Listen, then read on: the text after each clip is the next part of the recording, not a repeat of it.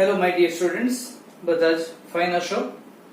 આજના સેશનની અંદર આપણે લોકો ટેન્સીસ જોઈ ચૂક્યા બાદ હવે નવા એક ટોપિક તરફ આગળ જઈશું. ખાસ ટેન્સ જોવાનું મુખ્ય કારણ એ છે કે હવે જે આપણે ફ્રેન્ડ્સ ટોપિક જોવા તરફ જઈએ છીએ એ એક્ઝેક્ટલી ટેન્સને રિલેટ કરે છે. એટલે તમને જો આ 9 આઉટ ઓફ 9 ટેન્સીસ ક્લિયર હોય ઓનલી ધેન એન્ડ ધેન હવે ચાલના ટોપિક તમને ક્લિયર થશે.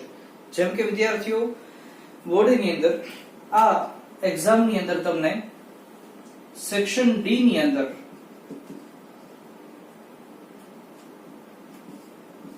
પૂછાતો એક topic, name of the topic is do as directed, એટલે કે માગ્યા મુજબ ઉત્તર આપો. આવો એક ટોપિક તમને પૂછાય છે જે માર્કિંગ્સ વેટેજ એનું 4 છે. 4 માર્કમાં પૂછાતો આ ટોપિક, જેની અંદર પેપર ફોર્મેટ વખતે આપણે આ બાબતે વાત થઈ હતી કે 2+2 ની કેટેગરી હોય છે. 2 માર્કની અંદર તમને લોકોને ચેન્જ ધ ટેક્સ્ટ કરીને એક ટોપિક પૂછાશે. આ ચેન્જ ધ ટેક્સ્ટ જેની અંદર ટેન્સ ચેન્જિંગ એટલે કે કાળ પરિવર્તન જે આપણે ફકરાના અનુસંધાને જોઈ ચૂક્યા હતા. ત્યાર પછી નામની બદલે સર્વનામ, જાતિ પરિવર્તન, જેન્ડર ચેન્જિંગ, હી હોય તો શી, આ પ્રકારની બાબત, અને સિંગ્યુલર ટુ પ્લુરલ. આટલી પેટર્ન જે છે એમાંથી કોઈ એક પૂછાય છે. ફરીથી કાળ પરિવર્તન, જાતિ પરિવર્તન અને ત્યારબાદ સિંગ્યુલર ટુ પ્લુરલ, આ ત્રણમાંથી મેઇનલી એક કોઈ પણ પૂછાતું હોય છે. ક્યારેક નાઉન ટુ પ્રોનાઉન પણ આવી શકે છે. આ ચેન્જ ધ ટેક્સ્ટ જે આપણે પ્રેક્ટિસમાં સાથે લેતા જઈશું. ત્યાર પછી હવે જે બાબત આ તરફ આપણે આગળ જશું તે 2 માર્કમાં તમને ફિક્સ એક્ટિવ નો એક પેસેજ આપશે. 3 કે 4 લાઈન નો પેસેજ હોય છે. એ એક્ટિવ પેસેજને તમારે શેમાં ફેરવવાનો હોય છે? પેસિવ ની અંદર. એટલે કે આ 2 માર્કમાં ફિક્સ એક્ટિવ ટુ પેસિવ પૂછાય છે. રિવર્સ ક્યારેય નથી પૂછાતું કે પેસિવ આપ્યો હોય અને એક્ટિવ કરવાનું, એવું હશે નહીં. એટલે ફ્રેન્ડ્સ, તમને યાદ આવે તો આ ટોપિક આપણે શીખી ગયા, એક્ટિવ વોઇસ ની બાબત આપણે જોઈ છે. હવે એને એક્ટિવ માંથી પેસિવ માં કઈ રીતે કન્વર્ટ કરવું તે તરફ હજી આપણે આગળ જવું છે. તો ખાસ 4 માર્કનો ટોપિક જે આપણે આટલા પણ માર્કિંગ્સ એમાં કટ ઓફ ન થાય એની ખૂબ ધ્યાન રાખવાનું છે. આમાં બીજું કશું જ નવીન નથી. આપેલો પેસેજ હોય છે એને રૂલ્સ ને ફોલો કરી અને આપણે પેસિવ કન્વર્ટ કરીશું ખરી. તો ડુ એઝ ડાયરેક્ટેડ આજથી આપણે સ્ટાર્ટ કરીશું, જેની અંદર વિદ્યાર્થીઓ એક્ટિવ વોઇસ ટુ પેસિવ વોઇસમાં કેટલી બાબતો આપણે શીખવાની બને. તો main name of the topic voice કહે છે. આમ વોઇસ એટલે અવાજ એવું તમે સાંભળ્યું હશે, પણ અહીંયા આગળ વાક્ય પ્રયોગના અર્થમાં વાત છે. વાક્યનો પ્રયોગ કરવાનો છે. There are 2 kinds of voice in English. Number first, active voice, and number second, passive voice. તમે નજર કરશો, એક્ટિવ વોઇસ એટલે કે ગુજરાતીમાં જેને તમે આપણે કર્તરી વાક્ય કહીએ છીએ, કે જે વાક્યની શરૂઆત કર્તાથી થાય એને કર્તરી વાક્ય કહેવાય. ધારો કે એક આપણે એક્ઝામ્પલ લઈએ કે રોહન ક્રિકેટ રમે છે, બરાબર? તો વાક્યની શરૂઆત શેથી થઈ? રોહનથી. તો રોહન ક્રિકેટ રમે છે. સ્ટાર્ટિંગ ઓફ ધ સ્ટેટમેન્ટ થયું છે રોહન થી શરૂઆત થઈ, એટલે કે વાક્ય કર્તાથી શરૂઆત થઈ, કર્તરી વાક્ય, એને એક્ટિવ વોઇસ કહેવાય. અને પેસિવ વાક્ય જેને ગુજરાતીમાં કર્મણી વાક્ય કહે છે, કે ખ્યાલ આવી જાય કે જેની શરૂઆત કર્મથી થાય એને કીધું કર્મણી વાક્ય, પેસિવ સેન્ટેન્સ. એટલે કે એ જ વાક્યમાં એવું બને કે ક્રિકેટ રાહુલ દ્વારા રમાય છે. ફરીથી સમજો, ક્રિકેટ રાહુલ દ્વારા રમાય છે. શરૂઆત થઈ છે એ ક્રિકેટ થી થઈ છે, એટલે કે એ કર્મ થયું, તો એને કીધું પેસિવ સ્ટેટમેન્ટ. આમ આ ગુજરાતીમાં તમે જે તે સમયે આવી બાબત જોઈ ચૂક્યા હશો. હવે આપણે ઇંગ્લિશની અંદર જવા તરફ જઈએ છીએ. એક્ટિવ ટુ પેસિવ વોઇસ ની વાત કરીએ ફ્રેન્ડ્સ, તો એમાં ટોટલ તમે અત્યાર સુધીમાં જે કાળ ભણ્યા છો તો એ તમે યાદ કરજો. જેમ કે એક્ટિવ વોઇસ ની અંદર આપણે સાદા 3 કાળ ભણ્યા ને, સાદો વર્તમાન કાળ, સાદો ભૂતકાળ અને સાદો ભવિષ્યકાળ. રેડી? ત્યાર પછી ચાલુ કાળ ભણ્યા, ચાલુ વર્તમાન કાળ, ચાલુ ભૂતકાળ અને ચાલુ ભવિષ્ય કાળ. અને ત્યાર પછી આપણે ભણ્યા પૂર્ણ વર્તમાન કાળ, પૂર્ણ ભૂતકાળ તથા પૂર્ણ ભવિષ્ય કાળ. રેડી મિત્રો? આટલા ટેન્સીસ જે છે આપણે જોઈ ચૂક્યા છીએ. તો આ એક્ટિવમાં જોઈએ, પેસિવમાં તમારે 9 કાળ આવતા નથી. પેસિવમાં માત્ર 7 જ કાળ ભરવાના હોય છે. કેવી રીતે 7 કાળ? તો સાદા ત્રણેય કાળ હશે, એટલે કે સાદો વર્તમાન કાળ, સાદો ભૂતકાળ અને સાદો ભવિષ્યકાળ, ચાલુના 2 કાળ અને પૂર્ણના 2 કાળ. આમ આ બોક્સ કરેલી પેટર્ન જ તમારા સિલેબસની અંદર એક્ટિવ ટુ પેસિવ ની અંદર છે. ચાલુ ભવિષ્યકાળ અને પૂર્ણ ભવિષ્યકાળ એનું પેસિવ જે છે આની અંદર ઇન્ટુ પેસિવ વર્કમાં હોતું નથી. રેડી? તો આટલા 7 કાળ આપણે શીખી લઈએ એટલે પેસિવ ક્લિયર. આ ઉપરાંત તમારે મોડેલ ઓક્સિલરી ફોર્મ એટલે કે can, could, may, might, should, would અને મસ્ટ, આ 7 પેટર્નના ઓક્સિલરી પણ પેસિવમાં આવે છે. અને આ ઉપરાંત WH કેટેગરીઝ ના જે પ્રશ્નાર્થદર્શક શબ્દો છે તેનું પણ પેસિવ પૂછાતું હોય છે. આટલો પોર્શન તમે ક્લિયર કટ કમ્પ્લીટ કરી નાખો એટલે તમારે કોઈ જ પણ રીતે એક્ટિવ ટુ પેસિવમાં કઈ પ્રોબ્લેમ રહેશે નહીં. રેડી? તો વન બાય વન આપણે આજે tense wise active to passive જોતા જઈએ છીએ. જેમ કે ફર્સ્ટ આપણે સાદા કાળ તરફ આગળ જઈશું. એમાં સાદા વર્તમાન કાળ તરફ આજે આપણે વાત કરીએ કે એક્ટિવ ટુ પેસિવ કેવી રીતે શક્ય બને છે. તો વિદ્યાર્થીઓ, આપણે સિમ્પલ પ્રેઝન્ટ ટેન્સ સાદો વર્તમાન કાળ જે છે એની બાબત તરફ જઈશું.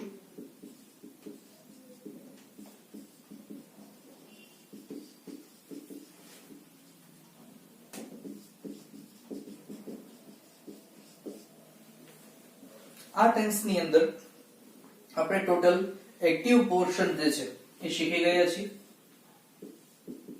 આ સાઈડ આપણે એક્ટિવ લેશું જેથી એક્ટિવ ટુ પેસિવ કઈ રીતે થાય એ આપણને ક્લિયર કટ યાદ રહે.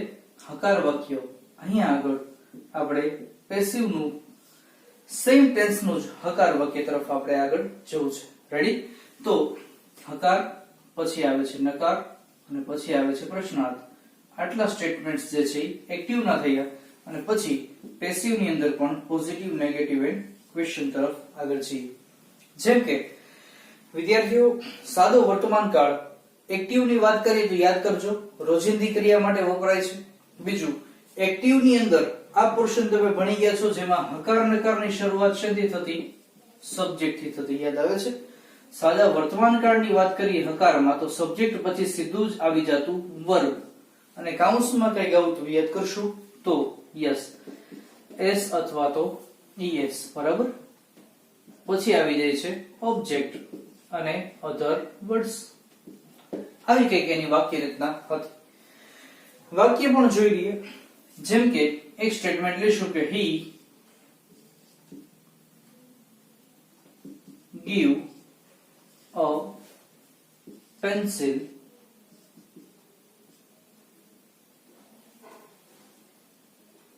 in the class. વાક્યમાં તમે નજર કરી હોય તો કઈક ભૂલ છે. he give a pencil in the class એવું ન આવે. શું આવે? he. yes. ત્રીજો પુરુષ એકવચન હોય તો શું થઈ જાય? gives a pencil in the class. Ready? આ રીતના આ વાક્ય બન્યું છે. હવે એ જ વાક્યને આપણે પેસિવમાં કરીએ તો મિત્રો દરેક પેસિવની શરૂઆત હંમેશા કર્મથી થાય. કર્મ એટલે કે આપણો આ ઓબ્જેક્ટ. આમાં કશું જ નથી, ખાલી વાક્યની અંદર ઓબ્જેક્ટ અને સબ્જેક્ટના ક્રમ જે છે ફેરવવાના છે. આ ઓબ્જેક્ટ જે છે અહીંયા આવી ગયું. પછી કોઈ પણ પેસિવ વાક્ય હોય આપણે સાથે 7 કાળની અંદર જોઈએ. જેમ કે સાદા 3 કાળ, ચાલુ 2 કાળ અને પૂર્ણ 2 કાળ. અને ઓક્સિલરી અને WH દરેક પેસિવ ની અંદર હંમેશા નિયમ છે કે વર્બ હોય એનું ત્રીજા નંબરનું રૂપ જ આવે છે. એટલે કે V1 નહીં, V2 પણ નહીં, કેટલામું V3 ફોર્મ જે છે એ તમારે એપ્લાય કરવાનું રહેશે. એટલે કે ઓબ્જેક્ટ V3 પછી પેસિવ ની અંદર બાય આવી જશે, સબ્જેક્ટ જે છે અહીં આગળ આવે છે અને અધર વર્ડ્સ જે છે લાસ્ટ રહેશે. આવી વાક્ય રચના દરેક પેસિવ માં સેમ આવશે. ઓબ્જેક્ટ V3 બાય સબ્જેક્ટ ને અધર વર્ડ્સ, એમાં કોઈ જ ફેર નહીં. વચ્ચે આ જે સ્પેસ દેખાય છે તેમાં કાળને અનુસંધાને તેના ઓક્સિલરીઝ ફોર્મ મુકાતા હોય છે. જેમ કે વર્તમાન કાળ છે એટલે વર્તમાન કાળના ટુ બી ના રૂપો શું થઈ જશે? am, is અને are. આટલું મુકાઈ જાય એટલે પેસિવ ની વાક્ય રચના આપણે કેવી થઈ? Object am, is, are, V3 by subject અને other words. આટલી પેટર્ન એમાં લાગે છે. રેડી? જેમ કે આપેલ વાક્યમાંથી આપણે કર્મ શોધવાનું છે, તો કર્મ આપણને બે રીતે મળે. એક તો પ્રોસેસ આમ તમે જો વાક્ય રચના સેટ કરો તો કે સબ્જેક્ટ he થયું, SKS gives થયું, ઓબ્જેક્ટ જે છે પેન્સિલ થયું છે. રેડી? એ રીતે મળી શકે.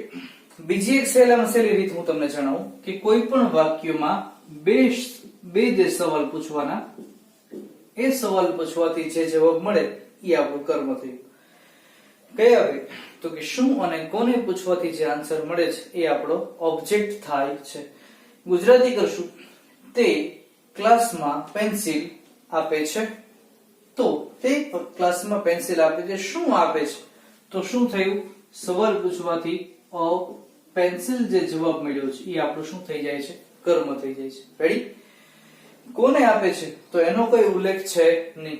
ઓકે, તો આ પેન્સિલ જે છે એને ઉપાડીને લઈ લીધું આગળ, પેન્સિલ. બરાબર? નજર કરજો. એને અનુસંધાને એમ, ઇઝ અને આર માંથી પેન્સિલ એક વચન છે, એમ તો લાગશે નહીં. એક વચન છે એટલે આર પણ નહીં લાગશે. શું આવી જાય છે? Is.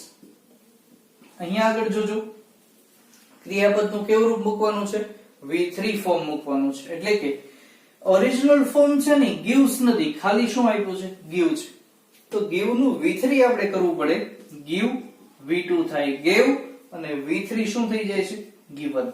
Ready? Pencil is given પછી કમ્પલ્સરીલી પેસિવ માં by. હવે સબ્જેક્ટ જો, સબ્જેક્ટ શું આપ્યો છે? he. he અહીંયા આગળ પાછળ જાય તો એમાં થોડોક ફેર થાય. કેવી બાબત? જો અહીંયા કોઈ વિભક્તિ કરતા હોય ત્યારે હંમેશા તેની બીજી વિભક્તિ મૂકવાની હોય. એટલે I પાછળ જાય તો me થઈ જાય, he એનું થઈ જશે him, she હોય તો her થશે, we હોય તો us થશે, ત્યાર પછી they હોય તો them થશે. આટલી પેટર્નમાં આ બીજી વિભક્તિમાં ફેર થાય. I તો me, he તો him, she તો her, we us, they હોય તો them. બે વિભક્તિ એવી છે જેમ કે you. you ની બીજી વિભક્તિ પણ ફ્રેન્ડ્સ you જ થાય છે એટલે એમાં કોઈ ફેર થશે નહીં. અને it જે છે એમાં પણ બીજી વિભક્તિ it સેમ રહે છે એટલે આ વિભક્તિમાં ચેન્જ થતો નથી. રેડી? ખાસ એટલું યાદ રાખવાનું, he પાછળ જાય તો him થશે. એવી રીતે અહીંયા ક્યાંક him આપ્યું હોય છે એને આગળ લઈએ તો he થઈ જાય. આટલી વિભક્તિ યાદ રાખવાની છે. તો he આપ્યું છે તો શું થઈ જશે? him. રેડી? આ ઉપરાંત હજી અધર વર્ડ્સ બાકી છે. નજર કરજો શું આપ્યું છે? in the class. Clear friends? આ સ્ટેટમેન્ટ ઓકે? આવું થશે, he gives a pencil in the class. તે ક્લાસમાં પેન્સિલ આપે છે અને આમાં a pencil is given by him in the class. Pencil ક્લાસમાં તેના દ્વારા અપાય છે. તો આ એક્ટિવ ટુ પેસિવ ની અંદર આવી બાબત જોવા મળી. રેડી? હકાર ક્લિયર? આ ઉપરાંતથી હવે નકારમાં મિત્રો થોડો ચેન્જ કેવી રીતે થાય છે જોઈએ. જેમ કે વિદ્યાર્થીઓ, દુનિયાનું કોઈ પણ નકાર વાક્ય છે એ નોટ વગર શક્ય બને નહીં. એક્ટિવ વોઇસ સાદો વર્તમાન કાળ. ફ્લેશબેકમાં જઈએ, યાદ કરીએ તો અહીંયા આગળ નોટ આવતું.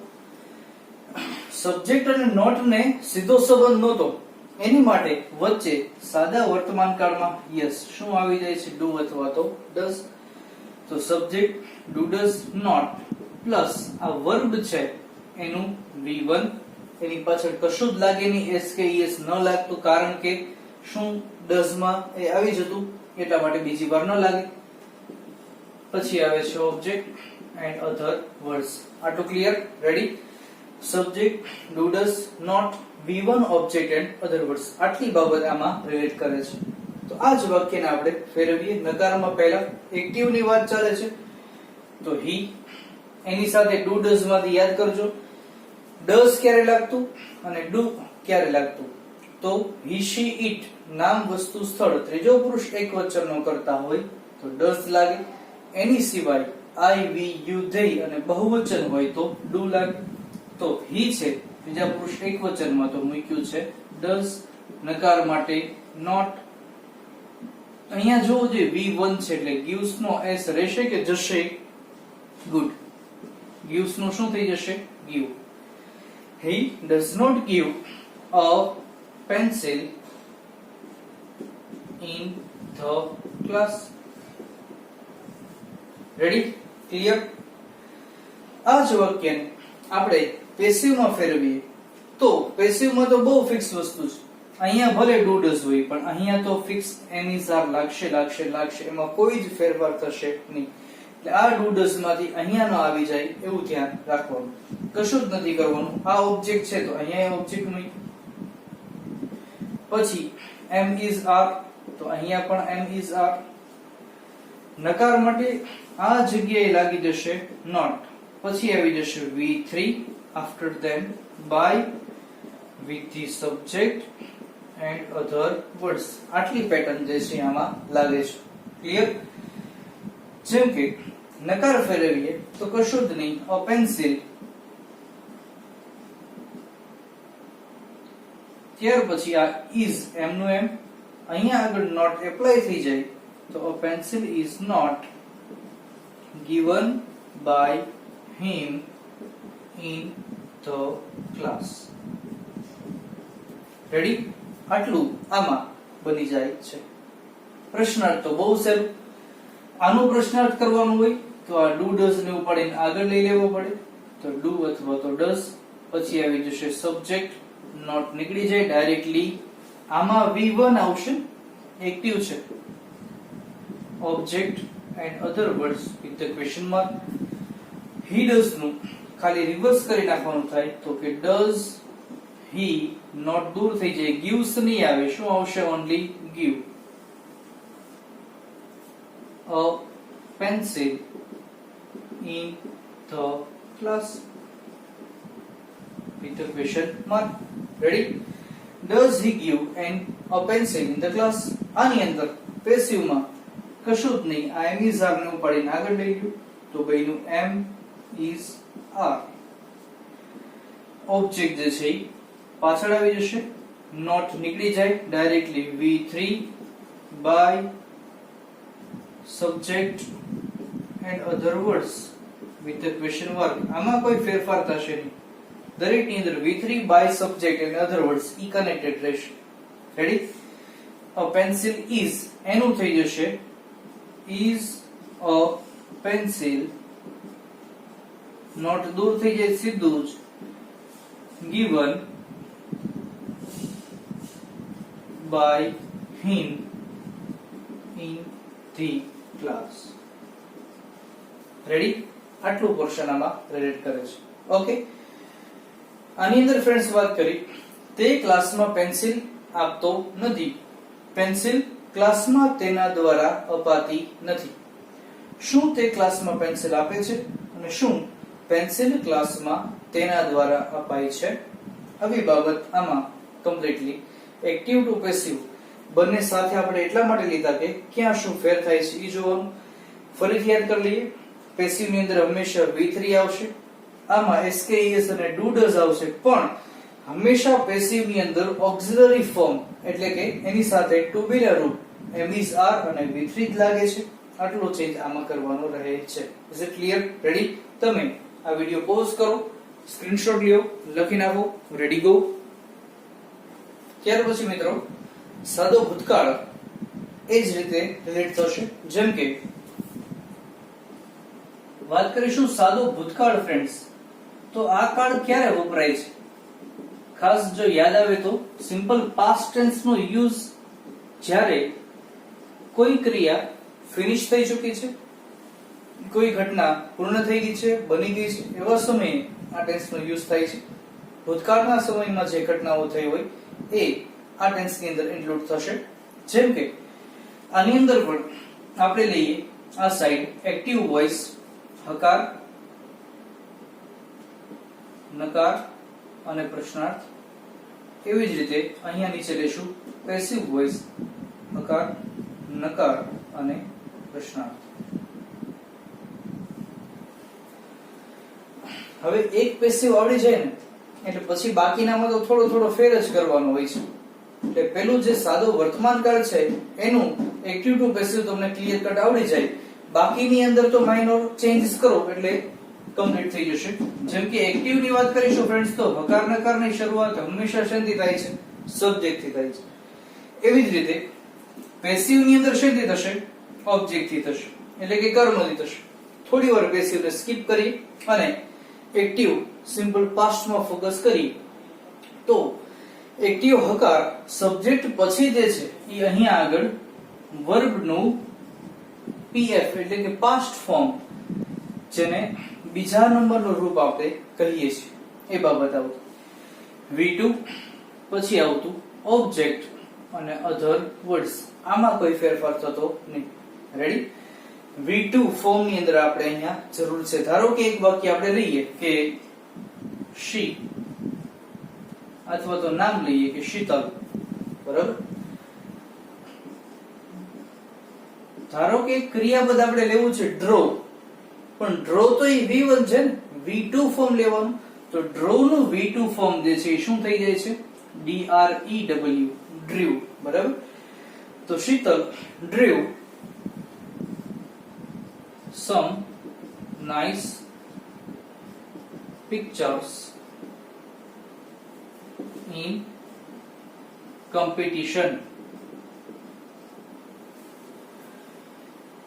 કે શીતલ કોમ્પિટિશન માં, શીતલે સ્પર્ધામાં some nice pictures કેટલાક સરસ ચિત્રો ડ્રીવ દોર્યા હતા. ભૂતકાળમાં આ ક્રિયા ફિનિશ થઈ છે. Active clear? આને જ આપણે પેસિવ માં ફેરવીએ તો આની અંદર શરૂઆત જે છે એ ઓબ્જેક્ટ થી થશે. બીજું કોઈ પણ પેસિવ માં આટલું ફોર્મેટ સેમ આવે છે કે V3 આવશે, પછી આવશે બાય, ત્યારબાદ સબ્જેક્ટ વિથ અધર વર્ડ્સ. આમાં કઈ ફેરફાર નહીં. વર્તમાન કાળ હતો અહીંયા આગળ જ્યારે, ત્યારે આપણે અહીંયા વચ્ચે એમિઝાર મૂક્યું. ભૂતકાળમાં એના ટોબિન રૂપ મૂકવાના, એટલે કે એમિઝાર નું શું થઈ જાય? Yes, well done. was and were. તો આખી વાક્ય રચના એમ થઈ કે object was were V3 by subject and other words. Ready? આપેલ વાક્યમાંથી આપણે સૌપ્રથમ ઓબ્જેક્ટ ફાઇન્ડ આઉટ કરીએ. તો ઓબ્જેક્ટ શોધવાની બે રીત, જે કર્મ આપણને બે રીતે મળે છે ફ્રેન્ડ્સ. એક તો શું અને કોને પૂછવાથી જે આન્સર મળે એ આપણો ઓબ્જેક્ટ થાય. જેમ કે શીતલ કોમ્પિટિશનમાં કેટલાક સરસ ચિત્રો શીતલે દોર્યા હતા. શું દોર્યું હતું? તો નજર કરજો, પિક્ચર્સ એકલું નથી, એની સાથે કનેક્ટેડ છે some nice pictures, બરાબર? એટલે આપણું સળંગ ઓબ્જેક્ટ બને some nice pictures. તો એને ઉપાડીને આગળ લીધું કે some nice pictures. હવે was and were ક્યારે લાગશે? તો એક વચન હોય તો was, પ્લુરલ હોય તો were, બહુવચન હોય તો. હવે some nice picture નથી, pictures છે, પ્લુરલ ફોર્મ, એટલે એપ્લાય થશે were, WERE. પેસિવ ની અંદર યાદ કરશો V3 નો ઉલ્લેખ કરવાનો છે, એટલે ડ્રીવ છે એનું V3, V1 થાય છે ડ્રો, DRAW, V2 થાય છે ડ્રીવ, DREW, અને V3 થાય છે DRAW, ડ્રોવ ની પાછળ લાગી જશે એન્ડ ડ્રોવ. તો સમ નાઇસ પિક્ચર્સ વેર ડ્રોન પછી મુકાઈ જાય છે બાય અને સબ્જેક્ટ છે શીતલ. હવે વિદ્યાર્થીઓ એમાં ઘણી વખત ભૂલ કરે છે કે જો વિભક્તિ આપી હોય તો જ આઈ તો મી, વી તો અસ, હી તો હિમ, શી તો હર. પણ ઓલરેડી તમને સબ્જેક્ટ તરીકે કોઈ નામ આપ્યું છે તો ત્યાર પછી એને એવું નહીં વિચારવાનું કે શીતલ એટલે કે છોકરી, તો એ દૂર કરીને અહીંયા હર મૂકવું, એવું નહીં. જો નામ હોય તો સીધું નામ, વિભક્તિ હોય તો જ એમાં ચેન્જીસ થાય છે. Some nice pictures were drawn by Sheetal અને હજી અધર વર્ડ્સ બાકી છે ઇન કોમ્પિટિશન. રેડી? આમ આ તમારું હકાર બન્યું. એક્ટિવ ની અંદર નકારની વાત કરીએ તો સબ્જેક્ટ પછી નોટ આવી જતું, પછી નોટ અને સબ્જેક્ટ આ બંનેની વચ્ચે જે છે એ ફ્રેન્ડ શું મુકાતું?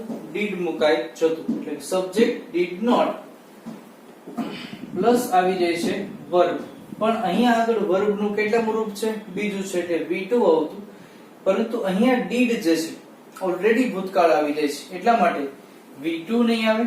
શું આવી જશે? V1. કારણ કે નિયમ એવો છે એક વાક્યમાં એક જ વાર ભૂતકાળ, બે ભૂતકાળ ભેગા થશે નહીં. તો ત્યાર પછી આવી જશે ઓબ્જેક્ટ અને અધર વર્ડ્સ. ફિનિશ. રેડી? આ જ વાક્યને આપણે નકાર કરીએ તો શીતલ તો શીતલ. ફરજિયાત શું લાગી જાય છે? ડીડ. નકાર માટે નોટ. આટલું મુકાઈ ગયા બાદ હવે જોશું તો V1 મૂકવાનું છે. ડ્રીવ નું V1 રિવર્સ આવીને જોઈ જશું તો ડ્રોવ થશે, કારણ કે આગળ શું આવી ગયું છે? ડીડ. એટલા માટે ડ્રીવ નું કર્યું છે drove. Some nice pictures in competition. Ready? તો આ વાક્ય તમારું એનું નકાર બન્યું. આની અંદર તો બહુ ઈઝી છે. વોઝ વેર ની પછી ખાલી નોટ એડ કરવાનું, તો ઓબ્જેક્ટ તો એમને મૂક્યા બાદ પછી આવી જશે વોઝ એન્ડ વેર, પછી મુકાશે નોટ નું સ્થાન આવે છે, ત્યાર પછી V3 by plus subject and other words.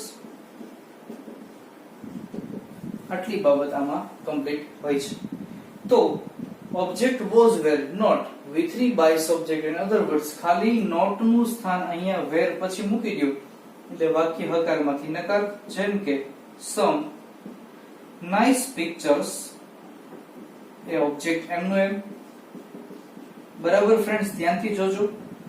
અત્યારે ઘણી વખત આપણને દેખાતું ઈઝી હોય છે પણ વિદ્યાર્થીઓ ઘણી વખત નોટ મૂકવામાં ભૂલો કરતા હોય છે. Some nice pictures were not drawn by Sheetal in competition.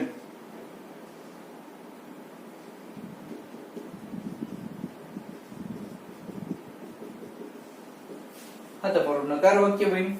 Ready? ત્યાર પછી પ્રશ્નાર્થ ની અંદર વાત કરીએ તો આમાં ખાલી ડીડ ને આગળ લઈ લેવાનું. આની અંદર વોઝ વેર આગળ આવી જશે. જેમ કે આમાં ડીડ આગળ તો મૂક્યું છે ડીડ, પછી સબ્જેક્ટ આવી ગયો છે પાછળ, નોટ નીકળી જશે directly V1 with the object and other words and question mark.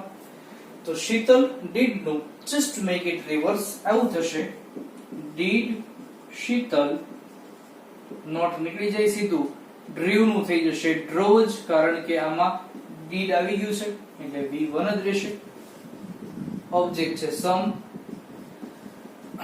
Nice pictures in competition with a question mark. Ready? અને હવે આપણે આમાં ફેરવીએ પેસિવ ની અંદર તો વોઝ વેર આગળ તો આવી ગયું છે વોઝ એન્ડ વેર, પછી આવ્યું છે ઓબ્જેક્ટ, નોટ નીકળી જશે ડાયરેક્ટલી V3, પછી આવી જશે by subject other words with a question mark. Ready? ખાલી સમ નાઇસ પિક્ચર્સ વેર એનો રિવર્સ કરી નાખો તો આવી રીતના બનશે વાક્ય કે વેર સમ nice pictures. Not નીકળી જશે, ડાયરેક્ટલી આવી જશે drawn by Sheetal in competition. At last question mark. Ready friends? તો આ રીતે તમારું આ વાક્ય એક્ટિવ ટુ પેસિવ સાદા ભૂતકાળનું થાય છે. જેમ કે ગુજરાતી સમજી ગયું. શીતલે કોમ્પિટિશનમાં કેટલાક સરસ ચિત્રો દોર્યા હતા. આમાં કેટલાક સુંદર ચિત્રો કોમ્પિટિશનમાં શીતલ દ્વારા દોરાયેલા હતા. આમાં શીતલે કેટલાક સરસ ચિત્રો કોમ્પિટિશનમાં દોર્યા ન હતા અને આમાં કેટલાક સરસ ચિત્રો કોમ્પિટિશનમાં શીતલ દ્વારા દોરાયેલા ન હતા. આની અંદર વાત કરીએ તો did Sheetal draw some pictures in competition? તો શું શીતલે સ્પર્ધામાં સરસ ચિત્રો કેટલાક દોર્યા હતા અને આમાં શું કેટલાક સરસ ચિત્રો કોમ્પિટિશનમાં શીતલ દ્વારા દોરાયેલા હતા. આ રીતે તમારું આ વર્ક એક્ટિવ ટુ પેસિવ સાદા ભૂતકાળનું કમ્પ્લીટ થાય છે. Ready friends? તો અહીં સુધી રાખો. અહીંયા આગળ સ્ક્રીનશોટ લ્યો વિડિયોનો કમ્પ્લીટલી અને લખી નાખો. તમારી ફેરબુક ની અંદર સાથે નોટ ડાઉન કરતા જાઓ. Ready go. હવે વિદ્યાર્થી મિત્રો, આપણે અત્યાર સુધીમાં જે બે ટેન્સ નું વર્ક એક્ટિવ ટુ પેસિવ જોયું, simple present to simple past, આ બંને ટેન્સ ની અંદર એક સ્ટેટમેન્ટ લઈ અને કઈ રીતે પેસિવ બને છે તે બાબત તરફ આપણે આગળ જશું.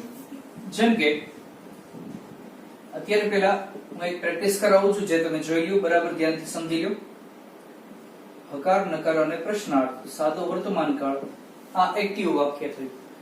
ત્યાર પછી તમારે અહીંયા એક એક લાઈન છોડવાની, પછી બે લાઈન છોડી અને પેસિવ, હકાર, નકાર અને પ્રશ્નાર્થ, એ અહીંયા એક એક લાઈન છોડી સાદો વર્તમાન કાળ કમ્પ્લીટ થયું. પછી સાદો ભૂતકાળ જોશું. સૌપ્રથમ એક આનું એક્ટિવ વાક્ય લઈએ તો she drives a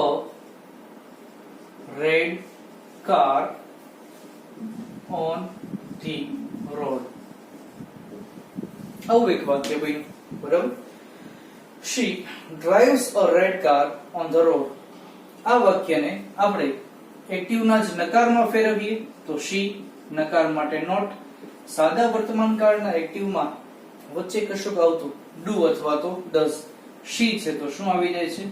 does not.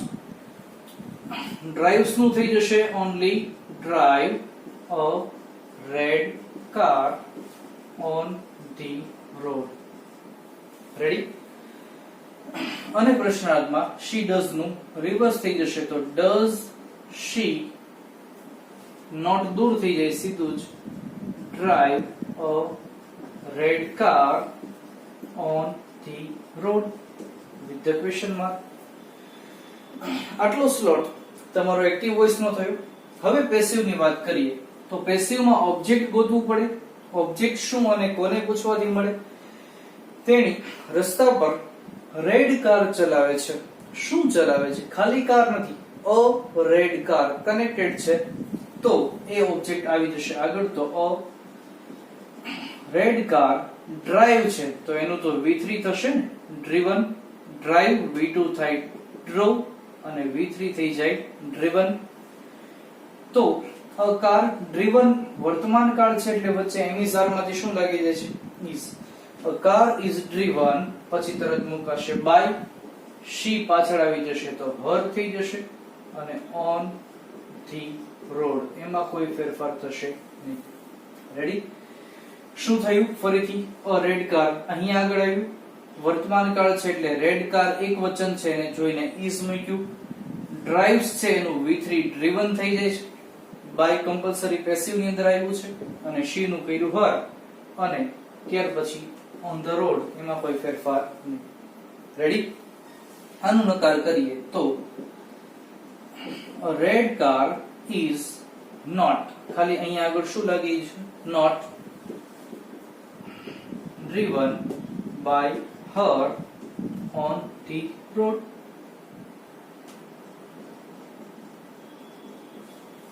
અને પ્રશ્નાર્થમાં આ is જે છે આગળ આવી જશે, પછી આવી જશે અ રેડ કાર, નોટ દૂર થશે સીધું જ, driven by her on the road with a question mark. Ready friends? Okay.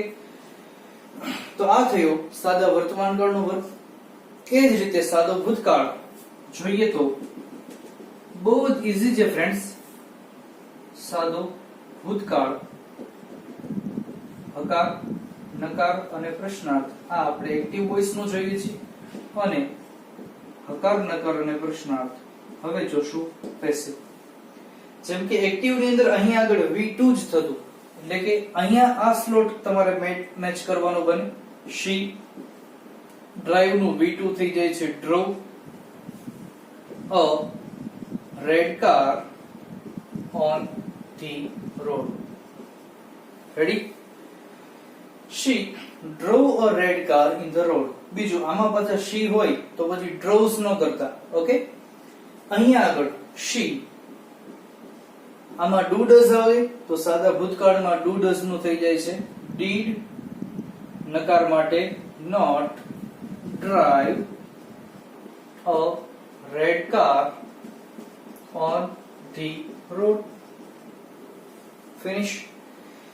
આમાં ડઝ શી તો અહીંયા ડીડ આગળ આવી છે, ડીડ શી, નોટ દૂર થશે, ડ્રોવ નું થઈ જશે ડ્રાઈવ. જોજો અહીંયા બરાબર ડીડ છે એટલે ડ્રાઈવ થઈ જાય છે. બાકી બધું તેમનું તેમ. A red car on the road. At last question mark. Okay, active નો કાર્યક્રમ પૂરો. હવે પેસિવ માં પણ માત્ર અહીંયા જ ચેન્જ થતો યાદ આવે છે ને. એમિઝાર માંથી શું થઈ જાય છે વોઝ વેર. તો આમાં પણ કર્મ શું છે? અ રેડ કાર ઇઝ નું વોઝવેર માંથી અહીંયા જોજો રેડ કાર સિંગ્યુલર ફોર્મ છે એટલે લાગી જશે વોઝ. બાકી બધું જ એમનું એમ.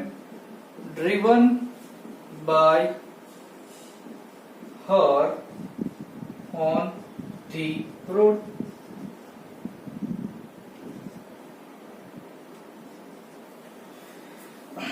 અત્યારે કોઈ પ્રોબ્લેમ નથી થતો વિદ્યાર્થીઓ. આ એક્ટિવ ટુ પેસિવ આપ્યું છે પણ પછી તમારે એવું જજ કરવું પડે. એક્ઝામ ની અંદર તો 4 વાક્યનો એક ફકરો આપ્યો હશે તો એમાં દરેક જુદા જુદા સ્ટેટમેન્ટ હોય. તો પહેલું કામ તમારે ટેન્સ ને આઈડેન્ટિફાઈ કરવાનો છે કે ડ્રાઈવ્સ છે એટલે કે સાદો વર્તમાનકાળ તો મારે ઇઝ મૂકવું પડે. ડઝ છે ડુ ડઝ તો પણ એમિઝાર જ મૂકવું પડે. ડ્રોવ છે એટલે ભૂતકાળ હોય તો વોઝ વેર મૂકવું પડે. આમાં ઘણી વખત ભૂલો થાય છે. ડ્રોવ હોય તો વિદ્યાર્થીઓ ઇઝ ડ્રીવન મૂકીને આવે છે એટલે આવું એક ન થઈ જાય. બરાબર? નકારની વાત જોઈએ તો રેડ કાર વોઝ તેમનું તેમ, પછી અહીંયા આગળ લાગી જશે not driven by her on the road.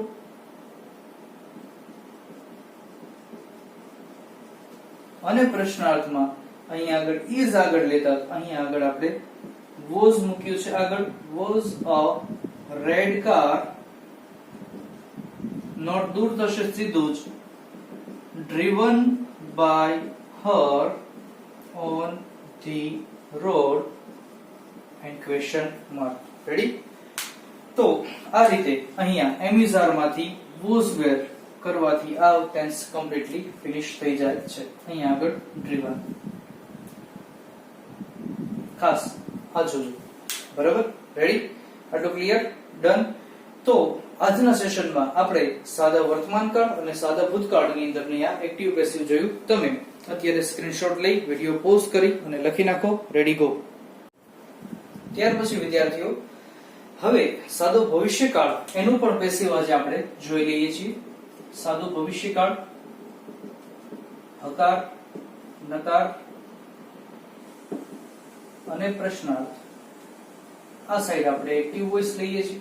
અહીંયા આગળ આપણે લેશું passive voice, positive, negative and question sentence. હકાર નકારની શરૂઆતો સાદા ભવિષ્યકાળમાં શેથી થાય? સબ્જેક્ટ થી. પેસિવમાં ઓબ્જેક્ટ થી થશે. રેડી? સાદો ભવિષ્યકાળ ક્યારે વપરાય? તો કે જે ઘટના આવનારા સમયમાં થવાની છે એ માટે તેનો યુઝ થાય. એક્ટિવ તો ક્લિયર છે.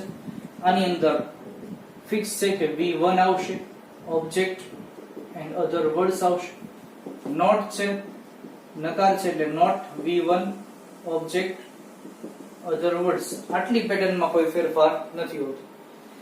પણ મિત્રો સાદા ભવિષ્યકાળની અંદર વચ્ચે અહીંયા આવી જાય છે શેલ એન્ડ વિલ. રેડી? તો અહીંયા આગળ પણ શેલ એન્ડ વિલ. આની અંદર એક જ વાક્ય આપણે લઈએ કે સપોઝ આ જ વાક્યને આપણે દોડાવીએ આગળ કે હી શેલ વિલ માંથી મૂક્યું વિલ. કારણ કે શેલ ક્યારે લાગે તો આઈ અને વી સાથે શેલ, બાકી બધામાં વિલ. તો કે he will give a pencil in the class.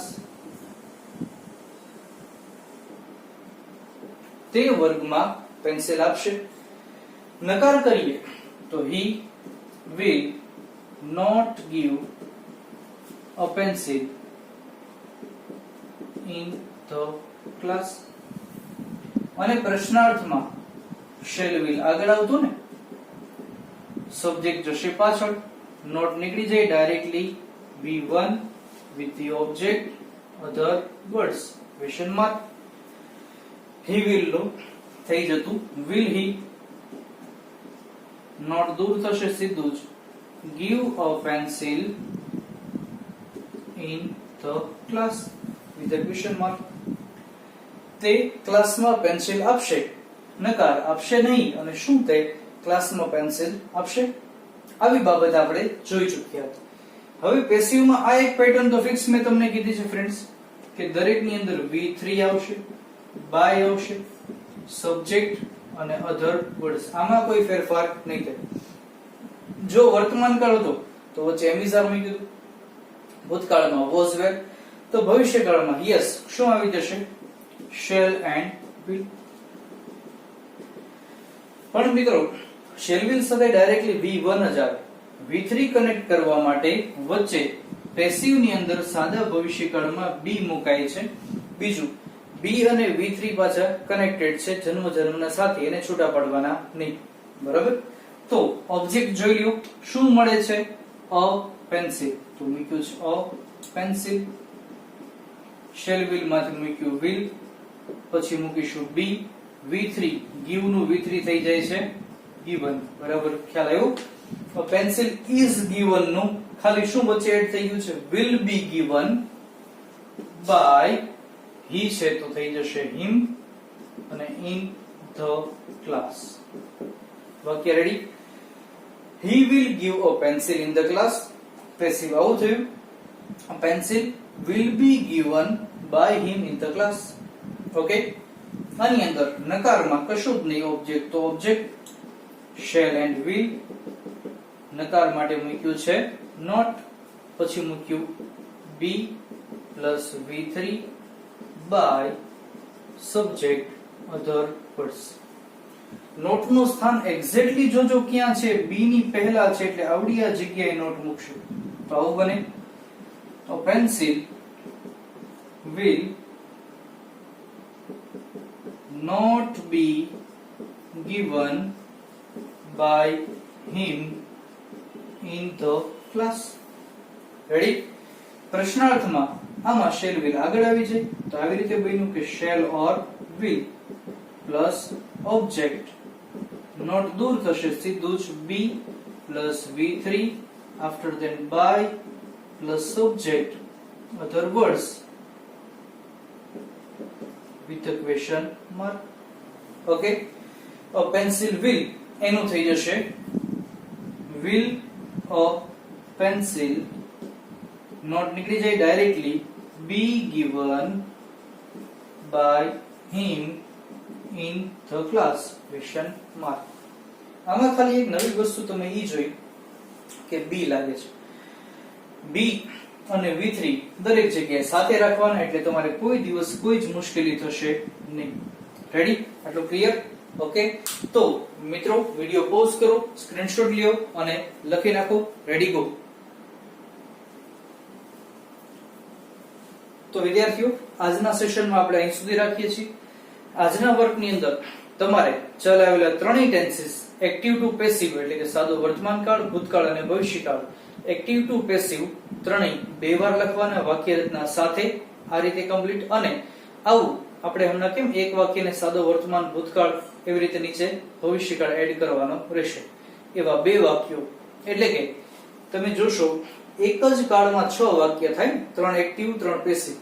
એવા સાદો વર્તમાન કાળ, સાદો ભૂતકાળ અને સાદો ભવિષ્યકાળ 3 કાળ અને એકની અંદર 6 વાક્ય એટલે 18 વાક્ય થશે. એવા બે વાક્યો ફરીથી હોમવર્ક સમજી લ્યો. વાક્ય રચના ત્રણેય કાળની, એક્ટિવ પેસિવની બે વાર, અને બે વાક્ય લેવાના જેને સાદા વર્તમાન કાળથી સાદા ભવિષ્યકાળ સુધી એક્ટિવ ટુ પેસિવમાં ફેરવવાના. એક વાક્ય લઈ દરેક એક્ટિવ ટુ પેસિવ એટલે 18 માં ઈ ફરશે, બીજું વાક્ય લેવાનું એવી રીતે 18 માં ફરી જશે. ઓકે, સારું, આજે અહીં સુધી રાખીએ છીએ. All of you please take care. Thank you very much. Good bye. જય હિન્દ.